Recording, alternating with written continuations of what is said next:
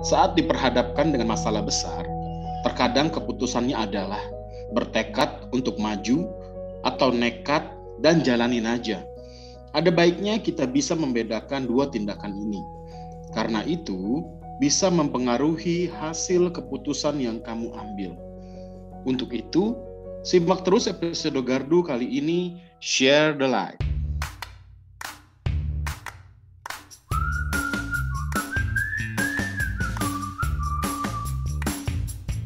Halo teman-teman semua, kali ini gua Doli yang akan menjadi host untuk kalian semua di podcast kali ini. Dan gua nggak sendirian, seperti biasa, gua akan ditemenin sama teman-teman anak muda yang luar biasa. Kita mau ngobrol-ngobrol dan kita mau sharing-sharing mengenai topik di podcast kali ini. Ya, kita punya dua narasumber kita yang luar biasa, yaitu yang pertama ada Dias Jakaria. Halo Dias. Halo Ko Doli. Gimana kabarnya Dias? Puji Tuhan aman Ko Doli. Lagi di mana nih sekarang Dias? Lagi di Papua Barat Ko Doli. Mantap ya. For your information guys, Dias ini sekarang kerja di timur Indonesia. Tepatnya di kota apa Dias? Manokwari. Tepatnya di kota Manokwari. Udah berapa lama ya di sana? Mau jalan 3 tahun nih. Mau 3 tahun, luar biasa ya guys ya. Walaupun di Papua 3 tahun, tapi logatnya tetap logat Jawa ya guys. Luar biasa. Tetap jadi berkat ya Dias ya. Oke, sip. Next, kita punya juga ini anak muda kita yang luar biasa juga. Halo Amos Turman. Halo Ko. Mantap, lagi di mana nih Mos? Biasa Ko, di mes. Oke, boleh ceritain dong Mos. Sekarang Amos kegiatannya apa? Kegiatan gue sih biasa sih Ko, berangkat kantor, balik kantor. Cuma kalau di luar itu sih, gue sekarang lagi belajar tentang musik production sih, seringnya. Wih, mantap. Iya. Amos masuk di angkatan udara ya Mos ya? Angkatan udara kok ya, angkatan udara. Waduh, mesnya di mana Mos? Di Halim deket kok. Wah, mantap, luar biasa ya Mos. Tetap semangat Mos. Siap. Semoga kamu juga jadi berkat ya. Amin. Dan terus semangat jadi tentara nasional Indonesia. Siap. Ya? Siap. Oke. Thank you buat kehadiran kalian berdua ya. By the way guys, dalam memperingati Hari Pahlawan tanggal 10 November besok, ada satu cerita yang mau gue ceritain yang mungkin temen-temen baru tahu ya, tentang peristiwa yang terjadi di Surabaya waktu itu. Ya. Nah, ini gue ceritain nih, guys. Jadi gini ceritanya. Kurang lebih 3 bulan setelah Indonesia merdeka, tentara sekutu tuh datang lagi, guys. Ya. Padahal kita sudah memproklamirkan kemerdekaan kita. Tetapi mereka mau berusaha kembali untuk menjajah Indonesia. Mereka nggak terima kalau Indonesia itu merdeka. Sampai akhirnya tentara sekutu di Surabaya kasih ultimatum ya, atau peringatan terakhir kepada pasukan Indonesia untuk menyerahkan diri. Teman-teman tahu batasnya? Batasnya adalah jam 6 pagi tanggal 10 November tahun 1945. Tapi ada seorang anak muda yang saat itu usianya baru 25 tahun, guys. Ya, 25 tahun. Namanya adalah Bung Tomo. Ya, dia berteriak merdeka atau mati. Dan akhirnya kata-kata itu berhasil membakar semangat pejuang Indonesia saat itu. Ya. Dan terjadilah pertempuran. Meskipun mereka kalah, perlawanan mereka dianggap berhasil untuk memukul mundur tentara Inggris dan sekutunya. Akhirnya mendapat perhatian internasional. Beberapa tahun kemudian, Inggris akhirnya mengakui kedaulatan Indonesia. Luar biasa ya guys. Mungkin nggak banyak dari kita yang tahu ceritanya itu detailnya seperti apa. Ya. berapa umurnya Bung Tomo? Kita taunya mungkin Bung Tomo udah senior banget, udah tua banget, ternyata baru 25 tahun, guys. Ya. Nah, buat Dias nih sama Amos nih.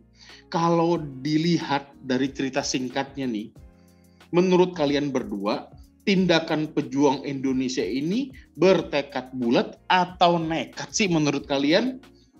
Terus kenapa begitu? Boleh nih, gue minta pendapatnya. Mungkin ke Dias dulu nih, gimana nih?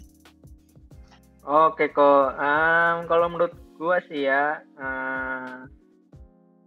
dari tindakan Bung Tomo ini, mungkin kalau kita nggak tahu ceritanya, mungkin orang akan bilang itu nekat gitu kan, karena maksudnya di sini dia benar-benar nggak tahu diri ketika lagi di ultimatum Surabaya sama tentara sekutu,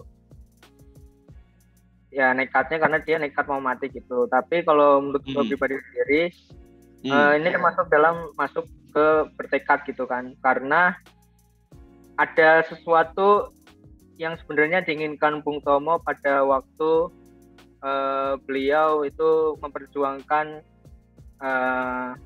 apa yang memang harus diperjuangkan gitu kan, karena pada waktu itu Indonesia sudah merdeka tapi ternyata masih bisa kembali. Mungkin sebagai warga negara yang baik, Bung Tomo memiliki pemikiran bahwa kan nih bangsa saya sudah merdeka, bangsa gue udah merdeka, kok masih dijajah, apa-apaan nih, masa kita udah memproklamasikan kemerdekaan kok masih dijajah gitu kan, nggak terima gitulah. Terima, akhirnya beliau mungkin pada usia yang mungkin masih muda, beliau memiliki semangat untuk bisa membela negaranya dan ada tujuan bahwa beliau ingin dunia melihat gitu loh, bahwa Indonesia tuh sebenarnya bukan bangsa yang lemah, bukan bangsa yang mudah dijajah. Ketika ada suatu penjajahan di suatu daerah di Indonesia, mereka nggak segan-segan untuk bisa mempertaruhkan nyawanya untuk bisa membela negaranya untuk terbebas dari penjajah. Mungkin itu sih kalau menurut gua. Mantap, benar-benar setuju banget ya. Gimana nih kalau menurut Amos, gimana nih Mos? Silakan Mos. Kalau menurut gue sih kok ya, kalau gue sih pertama ya gue salut ya sama Bung Tomo ini ya.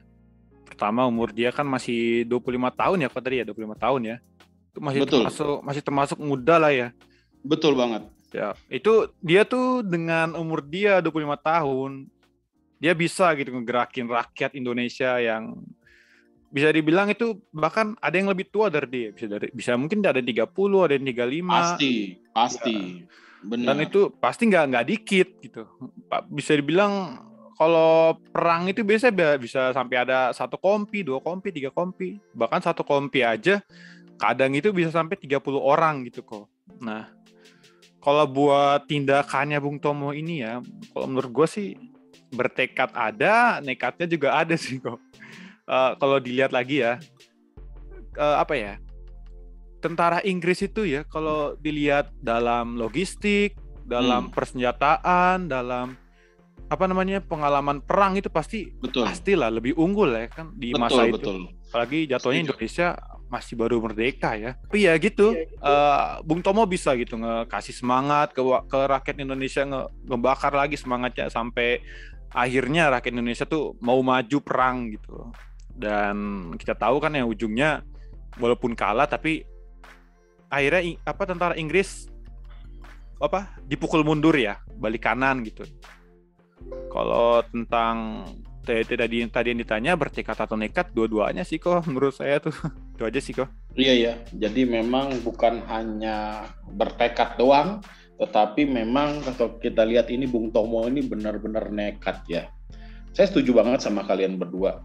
Kalau kita balikin lagi nih keadaan kita, kalau ada di zaman itu, kayaknya agak sedikit nggak mungkin ya kita mau melakukan hal apa yang Bung Tomo udah lakukan.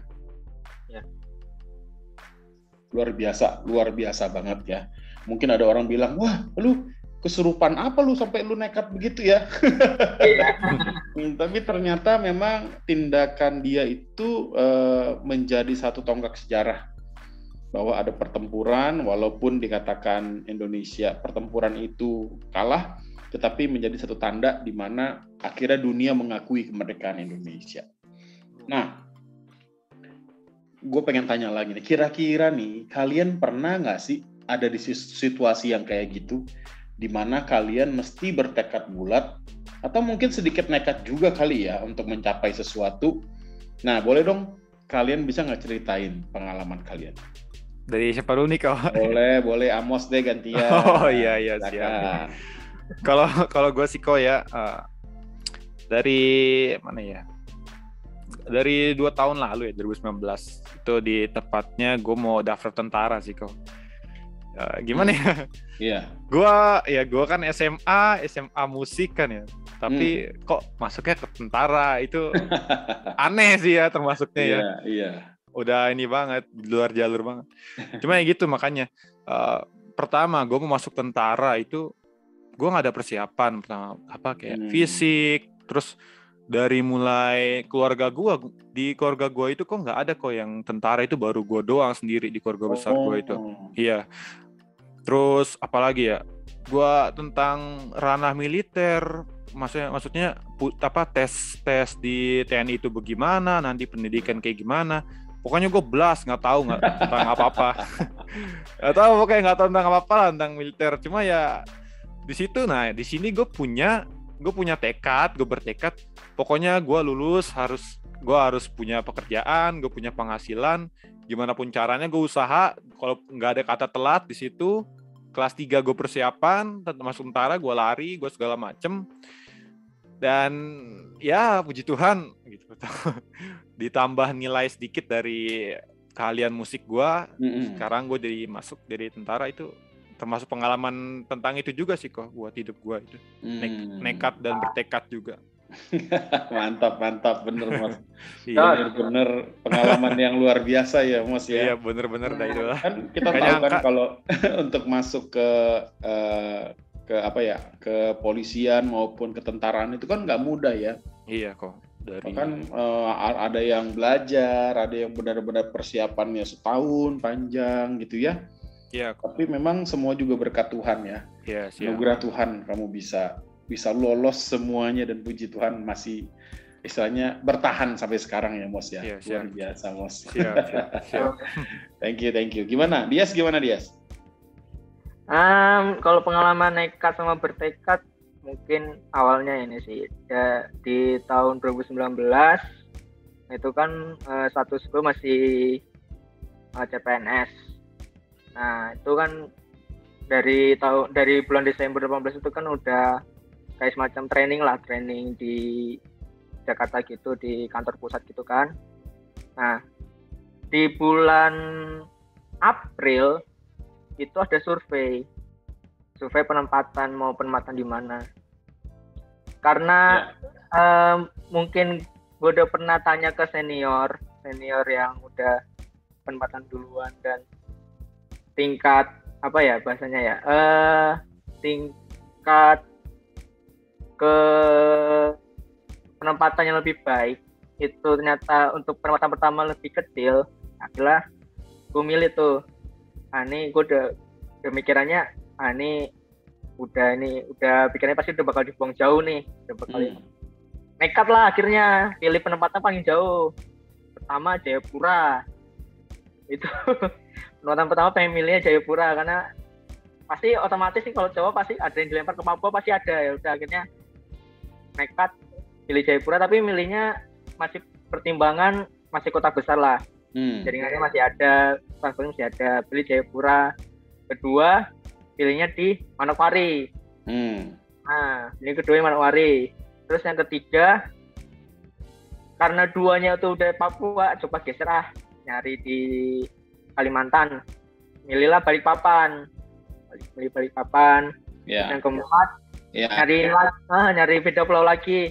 Kayaknya kalau di Kalimantan kayaknya nggak mungkin karena Pada saat itu kan kebanyakan cewek gitu kan ininya, yang CPNS-nya ya udah pasti bakal jatahnya banyak buat cewek nih, bakal mantan, ya udah nyari di NTT, nyari di Kupang ininya. Terus yang terakhir paling pasrah karena ini milih di Maluku, di Ambon, itu kan yang penting kota besar. Ternyata pas bulan Juli, ternyata apa yang gua ini kan ternyata benar.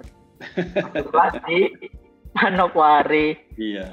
Untungnya nggak sendiri sih, untungnya rame ke ininya. Jadi masih bisa masih bisa terima lah karena rame juga. Cuma waktu itu kan karena orang tua juga lagi maksudnya nggak terima gitu loh, anaknya masih umur berapa tahun udah dilempar ke Manokwari, itu gimana ceritanya? Ini nekat banget kok. Iya. Akhirnya pas berangkat tuh kan diantar sama bapak sampai di Manokwari gitu kan. Dan memang ternyata di sini kerjaan di sini memang mungkin sama di daerah lain mungkin agak kurang karena yang penting pertama keterbatasan SDM, yang kedua mungkin pengetahuan orang-orang sini masih kurang tentang teknologi ataupun tentang hal yang lain lah pokoknya ini. Akhirnya pada bulan setelah saya penempatan di sini kan bulan Juli sekitar bulan September atau Oktober, saya punya niatan, punya tekad kalau selama saya di sini mungkin saya bakal bertekad buat ada perubahan gitu loh, baik itu perubahan di internal, di dalam artian pola kerja ataupun di lingkungan sekitar, ataupun nanti ke eksternal, ke hubungannya dengan customer gitu kan. Karena memang karena dari dulu itu seniornya itu belajarnya otodidak, jadinya mungkin beberapa persepsi itu ada yang salah gitu kan, dan itu sudah jadi turun-temurun. Akhirnya mau nggak mau gue kayak bertekad buat ngubah sesuatu yang dari dulu itu udah melekat gitu loh, walaupun emang agak susah sih. Susahnya karena emang dari dulu orang-orang sini memang orangnya keras gitu loh, orangnya keras kepala dan ini. Sampai sekarang pun masih dalam proses perubahan juga, cuma kalau untuk yang saat ini saya lebih didukung lah sama atasan saya yang memang lebih berpengalaman ketimbang yang sebelum-sebelum. Mungkin itu sih kok pengalaman gue. Benar. Nah, mungkin teman-teman yang dengar ini agak sedikit nggak ada bayangan nih, Ya. Nih, saya tanya nih, untuk perjalanan pesawat dari Jakarta ke Merauke, kamu di Manokwari ya, itu berapa jam? Ya. 6 jam. 6 jam. Luar biasa. Kalau dari Manokwari ke Jayapura? 2 jam. 2 jam teman-teman, bayangin ya. Dari Manokwari ke Merauke? Itu lebih lama lagi. Karena itu terakhir. Lebih ke ujung lagi itu. Di ujung ya, luar biasa ya. Berarti Indonesia sangat luas teman-teman ya. Sangat luas. Berarti kalau tidak ada tekad yang bulat dan tidak ada nekat, kayaknya berat ya Yas ya. Untuk berat banget kok. Ditempatkan di sana ya. Betul. Oke, benar. Nah, kalau kita dengar nih dari apa yang kalian berdua cerita, itu kan cukup berhubungan ya antara nekat sama bertekad. Tapi menurut kalian ada bedanya nggak sih bertekad sama nekat? Gimana Yas? Menurut lo Yas? Menurut gue ya kok tekad sama nekat mungkin bedanya kalau yang gue tangkap ya, kalau kita bertekad itu kan karena kita ada tujuan yang dapat kita capai gitu kan, ada tujuannya dan kita ngerti bahwa prosesnya itu juga nggak mudah, yang pasti kita bakal kalau kita gagal kita ada itikat untuk memperbaiki ini. Tapi kalau nekat itu kan sebenarnya kita tuh gambling gitu loh. Nih nanti kalau saya lakukan ini nanti hasilnya gimana ya? 50-50 lah, nggak kayak serasa nggak percaya sama hasilnya gitu loh.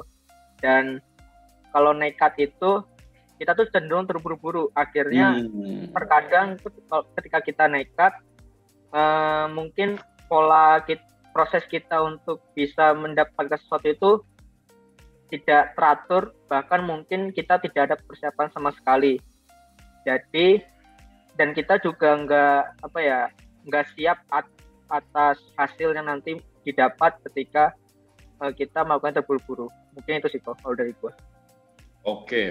Kalau menurut lu Mos gimana Mos?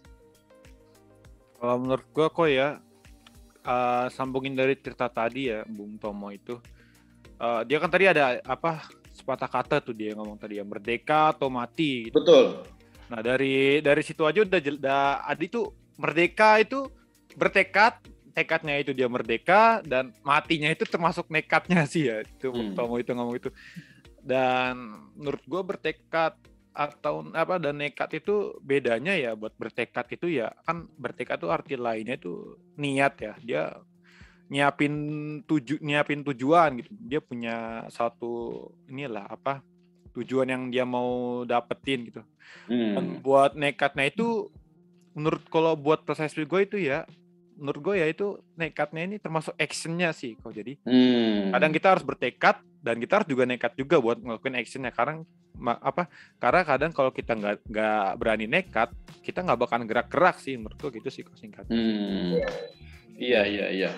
Setuju banget. Nah teman-teman, buat yang dengerin dan buat kita semua, ini ada satu cerita yang mau gue sharing buat kita sebagai bahan diskusi. Teman-teman pasti pernah dengar mengenai seorang perempuan yang mengalami pendarahan selama 12 tahun. Ya, kita tahu ceritanya ada di Markus 5 dari ayat 21 sampai dengan ayat ke-37 atau 38. Ya, kita udah tahulah semua ceritanya. Nah, menurut kalian berdua, tindakan dari seorang perempuan ini, itu menurut kalian itu nekat apa dia bertekad? Kita tahu kalau dia bertekad, dia bilang, asal ku jamah saja jubahnya, aku pasti sembuh. Tetapi di sisi lain kita tahu kalau orang Israel zaman dulu itu guys, itu nggak boleh loh, orang pendarahan itu nggak boleh dideketin, nggak boleh bersentuhan. Sedangkan kita tahu ya saat itu di mana Yesus berada, itu ribuan orang mengikuti dia. Ya, resikonya adalah dia bisa terinjak-injak karena pasti dia dalam keadaan sangat lemah yang namanya pendarahan. Belum lagi kalau dia sampai ketahuan, dia pasti akan dirajam sampai mati. Kenapa? Karena dia dalam keadaan najis. Setuju ya? Nah, menurut kalian gimana nih? Yes. Gue dulu kok. Terkait cerita itu, sebenarnya itu ada tekad, ada nekatnya sih kok.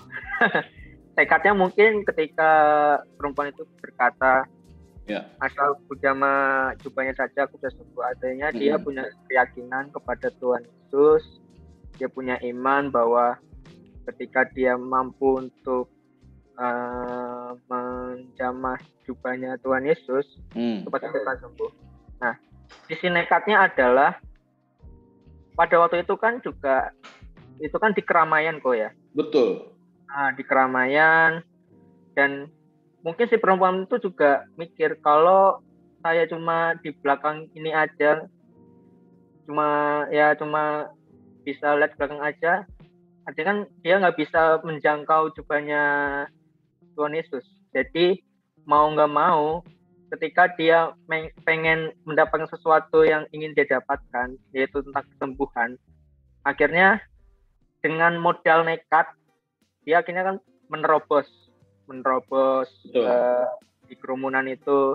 Walaupun mungkin dia tahu resikonya, mungkin saya ketika menerobos ini mungkin saya bakal disenggol-senggol, saya bakal ditikuk-tikuk, bakal banyak ya lukanya malah makin berat lah ibaratnya gitu. Tapi tadi nekat, tapi dia punya punya modal tekad yang kuat untuk bisa sembuh, dan ketika dia sudah sampai di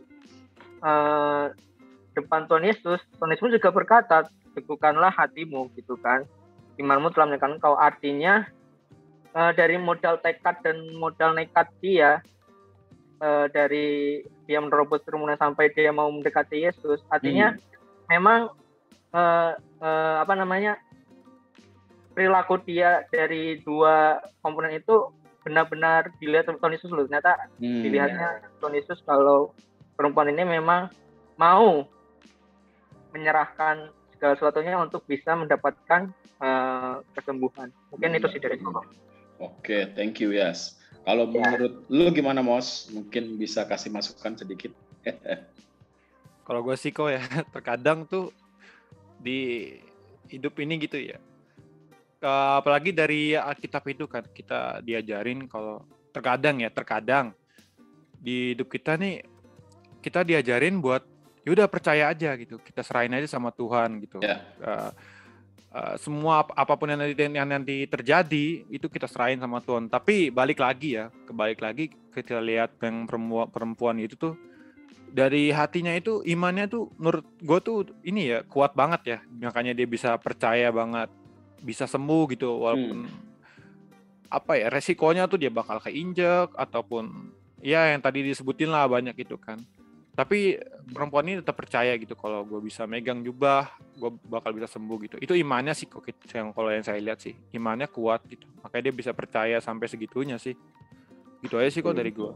Betul, setuju banget sama kalian berdua. Berarti mungkin kita bisa bilang bahwa tekad yang kuat itu juga harus dibarengi dengan kenekatan, ya. Nah, kalau gue buka di Kamus Besar Bahasa Indonesia, kata nekat ini memang ada yang negatif, ada yang positif. Ya, saya ambil yang positif ya. Yang pertama itu artinya memiliki kemauan yang sangat kuat. Ya. Yang kedua tuh terlalu berani, di orang yang berani. Ya. Yang ketiga, tidak memperdulikan apapun juga. Kalau kita lihat ya, bukan hanya para pahlawan kemerdekaan yang harus kita puji, tapi kalau kita lihat secara kerohanian, pahlawan-pahlawan iman yang kita baca di firman Tuhan dalam Alkitab juga selain memiliki tekad yang kuat, kalau ini adalah rencana Tuhan, kalau ini adalah kehendak Tuhan, mereka juga semua nekat. Kenapa? Seperti yang Amos bilang, taruhannya nyawa. Benar ya, Amos ya? Iya, Kak. Semua taruhannya nyawa. Bahkan Musa aja yang udah Tuhan benar-benar urapi, benar-benar Tuhan pakai, itu mau dilemparin loh, mau dibunuh sama rakyat bangsa Israel di padang gurun, bayangin. Taruhannya nyawa. Tetapi memang dalam segala hal, sisi kehidupan, memang kita harus berjuang untuk bisa mencapai tekad kita ini. Ya. Sama, kalau gua jujur, gue bilang masalah pelayanan. Dalam pelayanan, ya kita merasa kita nih nggak ada yang pantas. Kita nggak ada yang sanggup buat melayani Tuhan. Ya, walaupun gue tahu dia sama Amos punya skill dalam alat musik, tetapi kan itu hanya satu tambahan. Tapi ketertundukan hati, ketaatan, kan faktornya banyak banget kan untuk menjadi seorang pelayan, untuk menjadi seorang hamba. Dan itu bukan hanya harus memiliki tekad yang kuat. Setuju ya? Kalian pernah melayani di gereja, dan saya percaya sampai sekarang melayani. Tanpa nekat dalam arti kata, ya udahlah, pokoknya kalau ini udah kehendak Tuhan, kita jalanin aja deh. Ya, mau gimana kita jalanin aja deh. Mau berat seperti apa tantangannya, mau ikut program mungkin seperti apa, tugas seperti apa, kita harus tetap nekat. Kalau kita nekat dan memiliki tekad dalam hal-hal yang bersifat duniawi, ya, bersifat jasmani, berarti kita pun harus memiliki tekad dan nekat juga dalam hal-hal yang rohani. Betul ya? Apalagi di zaman sekarang, guys, kita tahulah kehidupan makin lama dunia ini bukan makin baik. Firman Tuhan katakan makin buruk. Ya, kayaknya pepatah Jawa bilang, kalau nggak ikut gila nih, kayaknya kita nggak selamat nih. Ya. Iya. Bener ya? Iya. Tapi saya katakan kita harus tetap nekat. Nekatnya seperti apa? Nekat kita harus tetap menjadi terang, menjadi garam bagi banyak orang. Ya, di tempat kerja kita, dimanapun kita berada. Bener nggak? Setuju nggak? Nah, kalian kira-kira ada pesan-pesan apa nih buat teman-teman yang dengar, yang mungkin sedang dalam keadaan yang tertekan atau mendesak? Kira-kira nekat itu baik apa enggak sih? Menurut kalian gimana? Amos dulu nih sekarang, gimana Amos? Kok punya pengalaman lagi sih kok yang gue mau ceritain di tentang... Boleh silakan Mas. Iya, maksudnya tentang ini juga deh. Tentang di awal-awal gue pelayanan main keyboard, main musik, sama main gitar. Iya. Itu benar dari yang tadi Koko bilang kan. Ya tiba-tiba gitu gue masuk gereja terus dibilang coba Amos main alat musik gitu pelayanan coba. Sedangkan di titik itu gue belum bisa apa-apa gitu, main akor aja, kadang main piano, jarinya masih salah segala macam. Cuma yang pas itu gurunya itu kalau nggak salah Om Ronald ya. Nah, ya gitu, tetap gue nekat, gue maju ya dengan itu ya gue ada proses gitu, dengan gue bisa berani maju nekat kayak gitu. Ya jadi sekarang lah gue bisa berani gitu, bisa pelayanan dan segala macam ya, modal nekat itu sih dari pengalaman gue. Ya cuma dengan gue dari nekat itu, dari pelayanan itu dari situ gue belajar setelah balik gue belajar piano, jadi ada semangat lah gara-gara betul gue ngambil langkah di situ ya. Betul Ya betul. Gitu aja sih kok dari gue sih kok.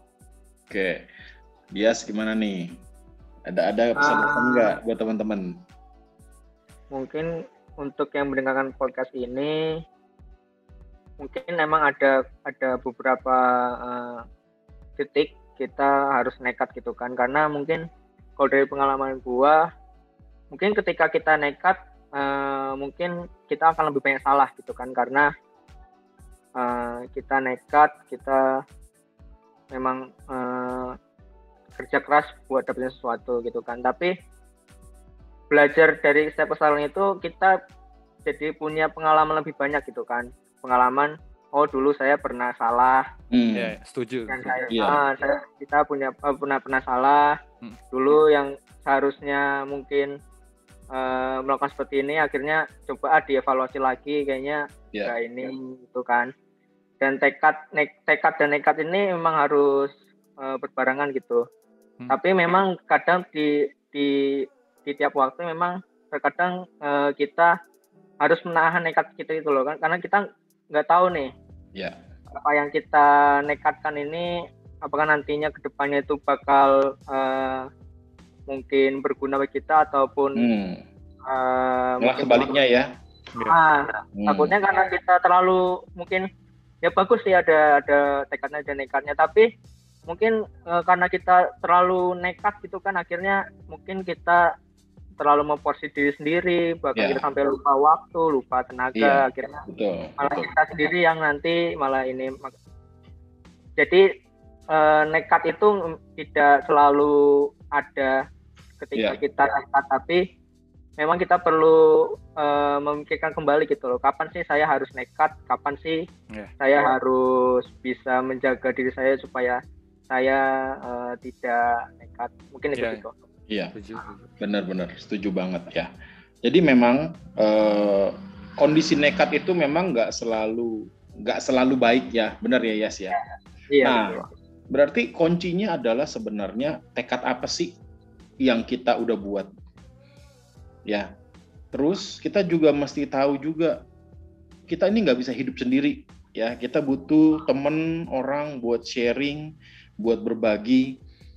Coba diskusi juga mungkin sama teman-teman, kakak-kakak rohani, atau bahkan sama orang tua rohani.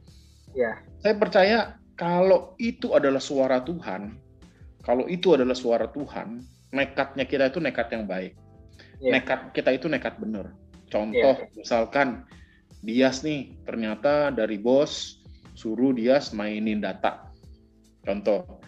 Tapi Dias berat nih, tapi kalau Dias nggak kerjain, resikonya Dias bisa dimusuhin, bahkan mungkin bisa dibuat jadi dipecat. Contoh ya, misalkan, ataupun Amos pun kejadian begitu. Tetapi karena kita tahu apa yang kita kerjakan itu benar, ya setelah kita diskusi pun dengan orang-orang yang rohani dan mereka bilang ya nggak bisa, dosa is dosa, kita harus benar-benar hidup sesuai dengan firman Tuhan. Ya kita nekat, ya kita nggak mau melakukan apa yang jahat di mata Tuhan, seperti apa yang Yusuf lakukan.